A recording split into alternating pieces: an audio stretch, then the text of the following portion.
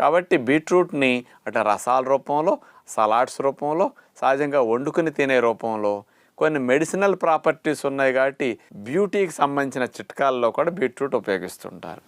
అన్నిటికీ బీట్రూట్ను ఉపయోగించుకోవటం వల్ల లాభాలే ఉన్నాయి తప్ప దీనివల్ల ఏ విధమైన నష్టాలు లేవు. అయితే డాక్టర్ గారు, ఇప్పుడు ప్రస్తుతం ఉన్న పరిస్థితుల్లో ఇన్ఫెక్షన్స్ ఎక్కువ అవుతున్నాయి, వైరస్ విజృంభణ కూడా చాలా పెరుగుతుంది. మరి ఇలా వైరస్ అటాక్ చేస్తున్నప్పుడు మనం బీట్రూట్ ని మన ఇమ్యూన్ సిస్టమ్ అంటే రక్షణ వ్యవస్థను మెరుగుపరచుకోవడానికి ఎలా ఉపయోగించుకోవచ్చు అంటారు? ఇప్పుడు ఈ మధ్య అందరూ వైరస్ సోకిన తర్వాత బాగా నీరసపడుతున్నారు. అవును, ముఖ్యంగా మజిల్ పెయిన్స్ ఎక్కువ ఉంటున్నాయి.